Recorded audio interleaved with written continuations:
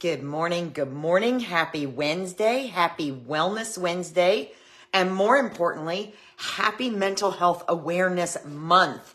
I'm so excited to be here talking about mental health awareness on Wellness Wednesday because, well, wellness has a lot to do with mental health, right? And one of the reasons that I started doing Wellness Wednesday is because I knew that it would be beneficial for others and for myself to share some tidbits from my journey with recovering from depression and anxiety, which is a mental health condition. So the reason that I like this forum is because you can chime in, you can share your tips, your stories, and we can learn from each other. So if you're just stumbling on my page, my lighting looks a little dim today, and I'm not sure why. Good morning, Miss Danielle. But I did a little something different today, lighting wise, and I'm not really sure. Ooh, that's not good. All right, we'll just stick with that. A little something different with my lighting today, and I'm not sure if it's going to work. In any case, if you are just stumbling on my page, my name is Donna. I'm a mom, a nana, a girlfriend, a wellness advocate. Usually look like this because I'm getting ready to do some kind of workout or because I've just come from some kind of workout. I'm a fitness advocate. Good morning, Miss Carla. Jazzercise runner, and I am also studying for my Master of Science in Clinical Mental Health Counseling, which has been a challenge. And to tell you the truth, some of it has really triggered some new healing for me that I did not expect. So in the event that you ever think that you are recovered versus in recovery, talk to me because we can talk about that for sure. In any case, I hope you enjoyed last week's video. If you saw last week's video, it was about relationship flags, good and bad. If you didn't see it, let me know. I'll be happy to tag you in it. Drop the link in the comments of this video. And you can always find previous Wellness Wednesday videos on my Facebook page on the videos tab. And just scroll through anytime pretty much that you see me looking like this. I'm probably talking about wellness. Because like I said, I'm usually coming for or going to a workout in and around my morning Wellness Wednesday. So because it's currently Mental Health Awareness Month, which is why I'm wearing green. Green is the color for mental health awareness. I wanted to talk a little bit more about that. And it's also Tardive Dyskinesia Awareness Week, which I'm going to touch on just a little bit. But I want to chat about the importance of awareness. In case, there's a lot of causes out there. And I don't know that I've ever been completely sure of what awareness means other than spreading the word. So here we are. Why is awareness important? Because it reduces stigma and discrimination and helps those who are experiencing mental health conditions to feel less alone. Stigma is still very big, although mental health and mental health conditions are talked about more and more. And they're becoming more and more widely accepted, which is a loose term. It's still important to reduce the stigma. There's still a lot of stigma attached with having a mental health condition. And there's actually still a lot of discrimination when it comes to mental illness. And almost everybody that's experienced a mental health condition at some point in time has felt completely alone. I know that I did. Until I started talking to other people about it. And then I learned that many people like myself have experienced lifelong anxiety and depression, which while not considered a serious mental illness, there are times where when it begins to interfere with daily function, then it could be morphing into something else. So it's really, really important to reduce the stigma because these are not things that can be fixed by just, hey, snap out of it. Hey, look on the bright side. It's not that simple. And I spent years and years and years trying to get a handle on my anxiety and depression and getting to the point where when I feel myself slipping into that, I can pull myself back. But it really isn't that simple. And those with more serious mental health conditions struggle even more in ways that we can't even begin to describe. So why is awareness important? It helps to reduce the stigma and discrimination and helps those who are experiencing it to feel less alone. It also increases awareness around research and treatments. There is new research on everything every day, including mental health conditions. And one of the things that I am most excited about in terms of the research is that they are finding more and more that a holistic approach that deals with the whole body and the mind really has an impact on all health, which is extremely exciting for me.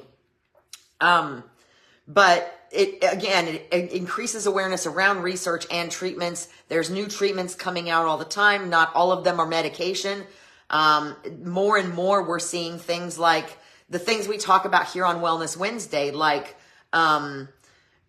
mindfulness and meditation and yoga and things like that. We're hearing and seeing that more and more often when it comes to mental health treatment and with physical health treatment. So it's important to increase the awareness around that. Talk about that research, talk about those treatments, and talk about the things that work for us, whether it is medication. See, I was worried about this. Guys, hold on just a minute. I knew there was something up with my lighting. So give me just a second here because that option is not working, and I'll explain that in just a hot minute here. Hey, and I think that's a little bit brighter. Sorry about that, y'all. But I knew something wasn't quite right there. And so that alternative thing did not work. Okay, so here I am again. Anyway, it's really important that we learn and talk as much as possible about the different treatments, the good, the bad, and the ugly, so that we can increase the awareness and help more people. The other reason for awareness, kind of like what I just said, is to educate everyone on what mental health conditions really are while increasing the embrace of a holistic view, which again means approaching mind, body, spirit, all of that, because there still is very much a separation between medical and mental health, and they all go together. Each one impacts the other. So the increased embrace of a holistic view can have a direct impact on physical health as well as mental health. So education is really important. So the more we talk about it, the more we talk about what we know, the more we share resources, the more the general public can become more informed. And that includes people that are suffering in silence. So that's really the most important part, right? Is not just lifting that stigma and that discrimination, but educating and getting to the point where people who, good morning, Miss Stacy, where people who are suffering from mental health conditions, whether they're considered severe or not, don't have to suffer in silence, and they feel like they can come forward because there's treatment options and there's ways and safe places to talk about it, so on and so forth, etc. So the WHO, which is the World Health Organization, says, and I don't always agree with the WHO, but I do agree on this one. Without mental health, there is no health, because our mental health truly does impact everything. And then there are things that we can do to impact our physical health that subsequently impact our mental health. So that is why awareness is important. And awareness can be as simple as wearing green and answering questions when people ask you while you're wearing green. Wear a ribbon or some kind of mental health awareness badge. Share things on your Facebook page. Make sure you vet the facts first. Right down to talking to people on a regular basis, publicly or privately, about mental health. So let's talk about, one of my favorite sections of Wellness Wednesday, which I have on most of these, is Donna's Nerd Facts, which are not really Donna's Nerd Facts. Most of these are actually from NAMI. If I haven't mentioned before, I'm also a part-time program director for NAMI, which is the National Alliance on Mental Illness. I am the part-time program director for the Citrus chapter. And I was absolutely thrilled when I was approached about that, because I see it as a perfect marriage to my grad school studies and an opportunity to actually start getting out there in the mental health field and learning from that perspective versus just my own experience or from a textbook. So Donna's Nerd Facts, mostly from NAMI. 46% of Americans, 46%, will meet the criteria for a diagnosable mental health condition in their lifetime. That's almost half. I mean, it's so close, we might as well just say it's half. And that number is probably on the rise. 1 in 5 adults and 1 in 6 youth, I want to make sure I'm saying that right, experience mental illness yearly, and only half receive treatment. 1 in 20 experience serious mental illness, and only 2/3 receive treatment. And there's tons of barriers to treatment.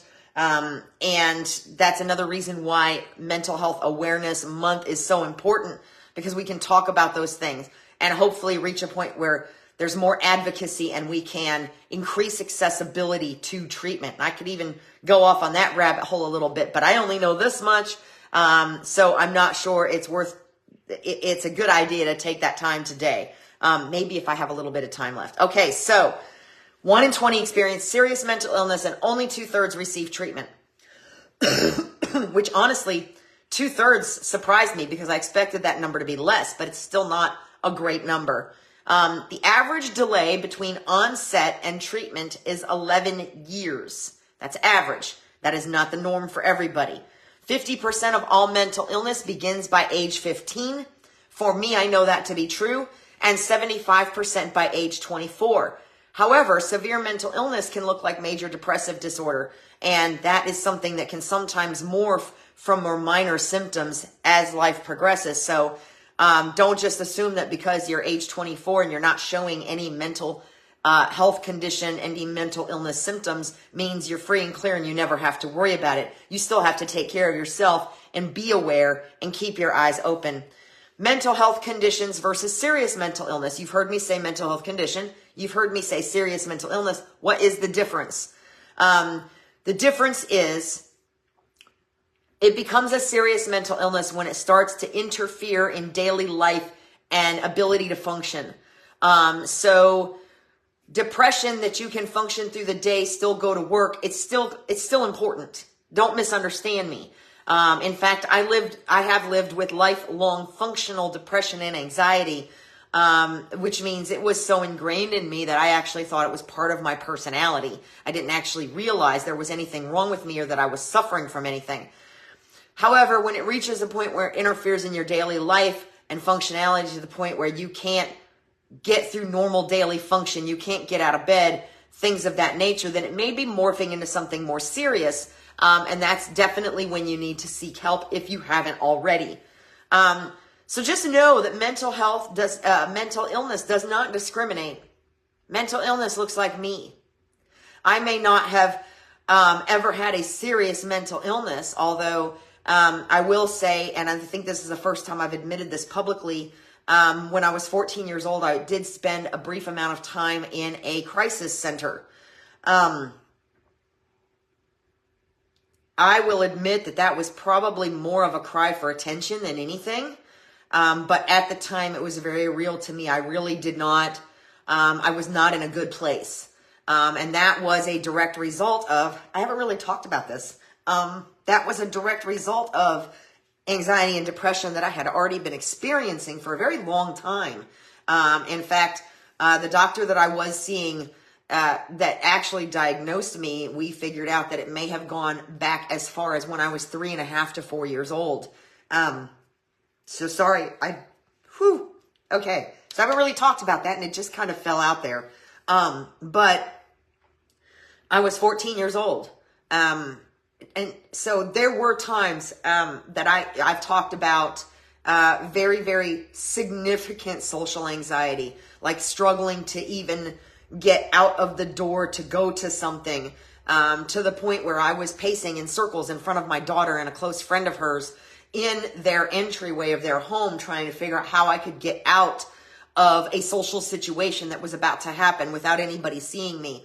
And that's really when I realized that I had a bigger problem than I thought, was when this was going on in front of my daughter. And I just knew that I never, ever, ever wanted her to see me in that state again, or for me to set an example of handling things that way, because I knew something was far worse than what I had realized. So, there are times where what seems like a minor issue that you can handle can sometimes morph into more. Sometimes it's exacerbated by major negative life events, a loss of a loved one, loss of a job. In my school studies right now, we're talking about career counseling and transitions and how the workplace isn't really linear anymore. You can't just start a job and be there for 25, 30 years and retire and you're done. It doesn't look like that anymore. So loss of a job is often related to loss of an identity, which can cause minor mental health conditions to morph into something more. Starting to abuse drugs or substances can help with that morphing process. So understand that mental illness does not discriminate. I have learned since I began working with NAMI specifically, but also in the process of my studies, I have learned that people that I never ever would have thought were experiencing a mental health condition either were or were in recovery. I've heard some of the most amazing stories, and they're about people that I personally know within 6 degrees of separation. And then, of course, there's me. And I have been up and down. I have been in deep depressions, and I have been in serious social anxiety, frozen in my house, not able to do anything because of the brain spin. It looks like a lot of different things. It may look like you, and it looks like me. So know that mental illness does not discriminate based on your socioeconomic status or your or the color of your skin or your gender preference or any of that stuff. None of that stuff matters. What's important is that we know about it and that we don't discriminate and that we don't give in to that stigma. One of the reasons it took me so long to admit anything regarding my mental illness or mental health condition was because of jokes in my family about the granny gene. And the rack of pills that I remember her having on the back of her bathroom door that someone once whispered to me was all placebos because she was a clinical hypochondriac. And this was not something I wanted to be or wanted to do. So I spent a lot of time in denial, and then I spent a lot of time looking for other ways without medication to deal with my anxiety and depression. And that is why we talk about wellness so much and why this Wellness Wednesday started. Because if medication is what you need and that's what works for you, then that's totally okay and nothing to be ashamed of. But if you choose that you would prefer another non-medicated route, there are options out there for some mental health conditions. And not only that, but these options that I use to approach my condition naturally can also augment medications. So they are good whether you choose to be on medication or not. So keep that in mind. But one more time, just to make sure you heard me clearly, mental illness does not discriminate. It may look like you, and it definitely looks like me. Okay. So one of the other things I want to talk about is during Mental Health Awareness Month, we also have something called TD Awareness Week, which is going on this week also. So if you don't know what TD is tardive dyskinesia, and I think I'm saying that right. Might depend on the moment. So what is tardive dyskinesia? You've probably seen commercials. You may have heard about it.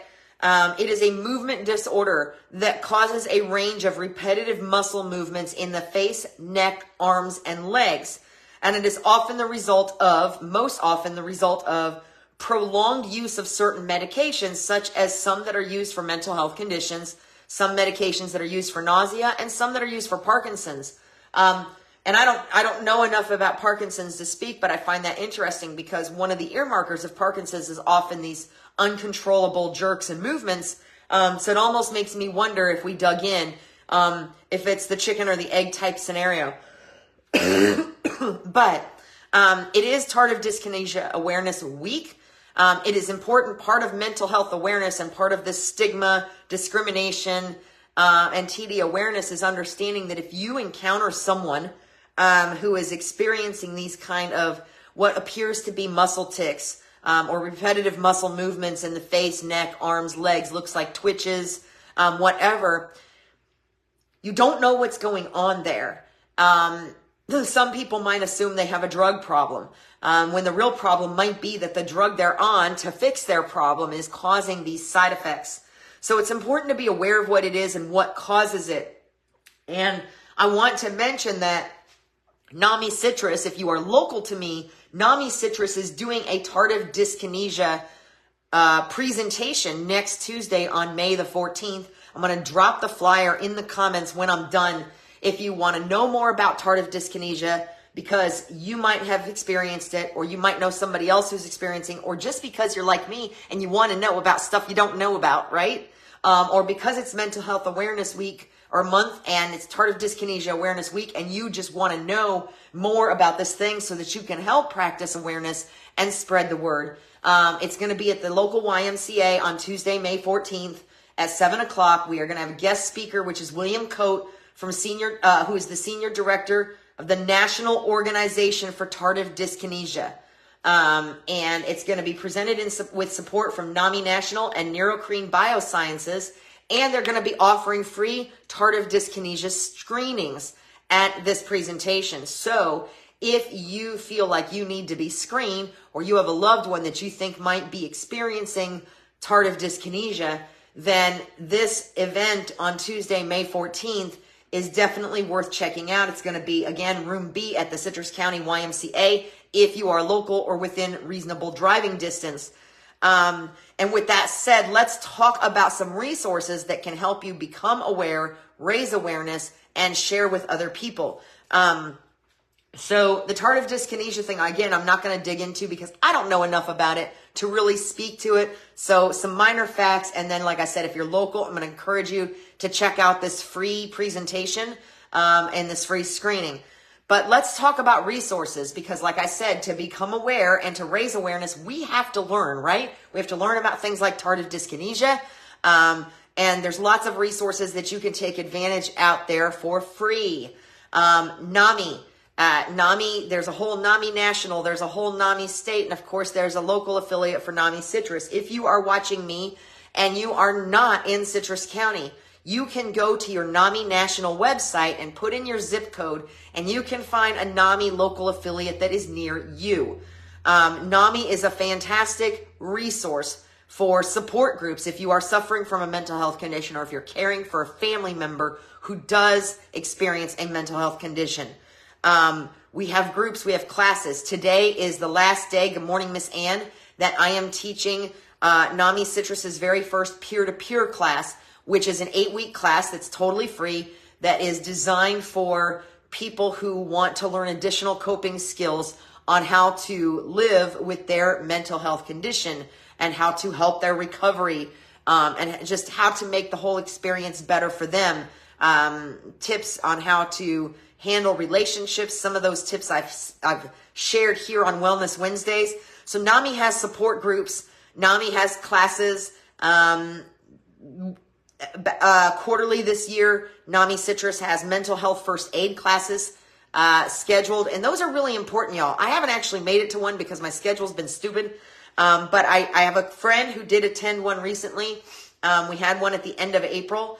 And mental health first aid is something that I really think is important for anybody to know, especially if you work with other individuals in any way, shape, or form.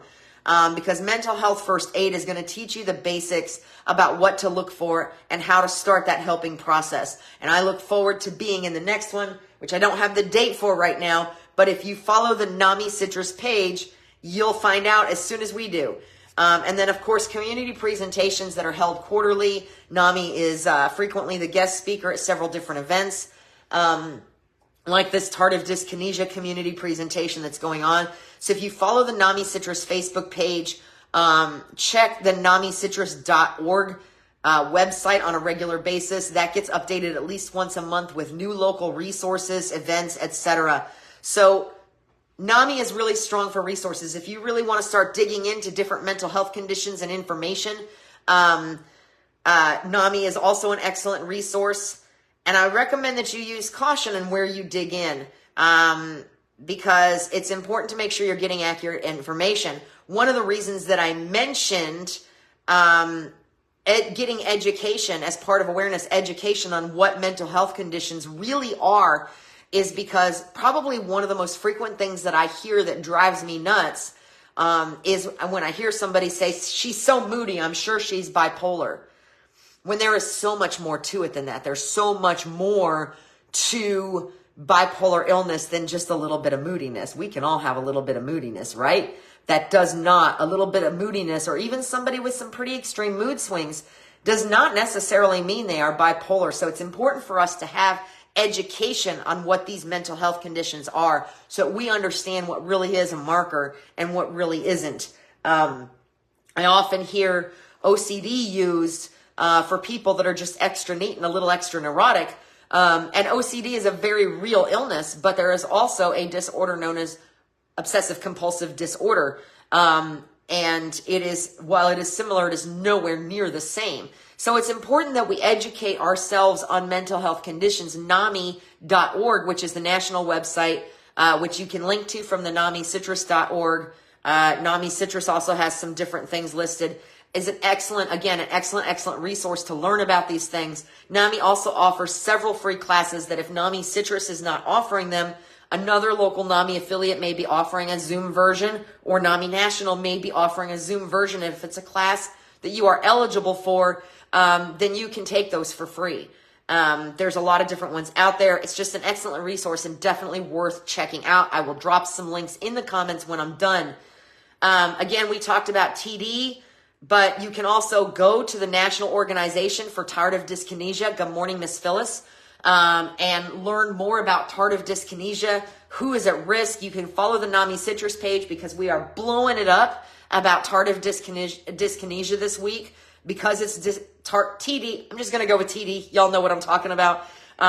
Because it is TD Awareness Week, we are blowing it up, especially this week, about the tardive dyskinesia. And again, the community presentation on the 14th. Again, I can't stress enough, if you are not local to Citrus County and you are watching me, get on your NAMI National, NAMI.org page, find a local affiliate near you. Chances are they're doing something pertaining to tardive dyskinesia this week. You can go to the National Organization for Tardive Dyskinesia, learn more about that, maybe find some local events, local information. So don't think that just because I'm talking about my local county means that there aren't resources there for you. All of these resources are there for you. They may just look a little different in each location. Of course, there's Mental Health America, which is MHAnational.org. Mental Health America is the one who officially proclaimed Mental Health Awareness Month. I want to say I read back in like 1949 or something like that, but don't quote me on that. That's another excellent resource for mental health awareness and information. And then, of course, the Substance Abuse and Mental Health Services Administration, also known as SAMHSA.gov, which is SAMHSA.gov, is another fantastic resource for mental health services and substance abuse services, all very important. Now, if you need help, you can start with any of those, but you should also start with your primary care physician. Most of the time, although we are still struggling to get that medical model to take a more holistic view, 9 times out of 10, if you need a referral, your primary care physician is the place to start. If you think you are struggling with either TD or with a mental health condition, then your primary care physician is the place to start to make sure that physical things can be ruled out as the cause, and then they can usually refer you. In fact, most insurances require a referral. If your insurance does not require a referral, you can usually go to your care provider's your insurance company's list of providers and find mental health assistance that way. And if you don't have insurance, you can definitely Google, and I've done this before, even though I kind of knew where they were. You can definitely Google mental health services or counseling on a sliding scale, am I saying it right? A sliding fee scale. There we go. A sliding fee scale that will offer services according to your income level. And one of those locally is Langley Health Services. If you're in Citrus County, Langley Health Services is a place that you can go if you need mental health counseling services and you need that sliding scale of fees. So there are a lot of resources out there. Chances are SAMHSA, your local NAMI website, your national NAMI website, chances are most of these have links or have ways that you can find services that are available on a sliding scale.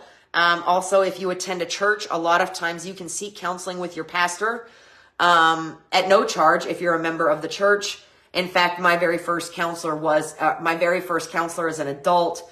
The doctor who diagnosed me with functional lifelong depression and anxiety was actually a pastor, a church pastor. So there's lots of resources out there. Again, I will drop comments in this video when I'm done so that you can grab them easily. But the most important thing I want you to remember on this National Mental Health Awareness Month is this: the more you know, the more you can help yourself and others.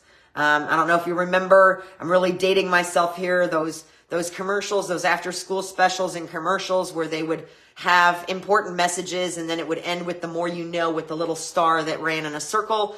Like I said, I'm really dating myself there, but it's true. The more you know, the more you can advocate, the more you can help yourself, and the more that you can provide information and assistance to others when they need it.